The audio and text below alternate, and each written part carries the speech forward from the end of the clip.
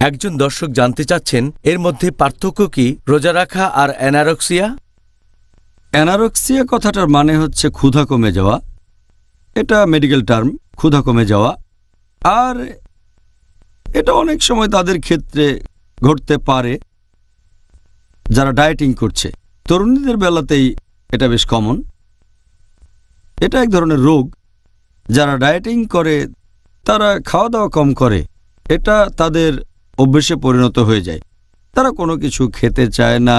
আর অনেক সময় এমন অবস্থা যাকে বলা হয় অ্যানারক্সিয়া নার্ভোসা, এটা মানসিক অসুখ একটা। তারা খেতে ভয় পায় যে খেলেই ওজন বেড়ে যাবে, এটা একটা মানসিক রোগে পরিণত হয়। তাহলে অ্যানারক্সিয়া মানে ক্ষুধা কমে যাওয়া।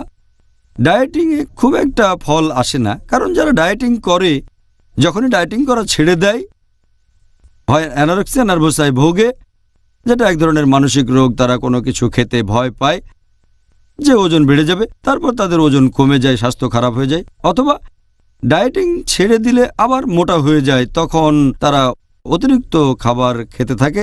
এটা নিয়ে পর্যন্ত অনেক রিসার্চ হয়েছে। 1995 সালে মিশিগানে একটা রিসার্চ, সেখানে 557 জন ভার্সিটি পড়ুয়া তরুণীদের উপর রিসার্চ করা হয়েছিল। তাদের মধ্যে 88% ডায়েটিং করেছিল, মাত্র 2% অতিরিক্ত খাবার তারা খেত। তবে 6 মাস পরে এই দলে 19% তরুণী চলে আসলো, অতিরিক্ত খেতে লাগলো। কারণ যখনই ডায়েটিং বন্ধ করবেন আপনি তখন বেশি খেতে চাইবেন আর মোটা হয়ে যাবেন। অথবা আপনার অবস্থা হতে পারে এর উল্টোটা, অ্যানারক্সিয়া নার্ভোসা, যে আপনি কিছুই খাবেন না, এতে আপনার স্বাস্থ্যের ক্ষতি হবে।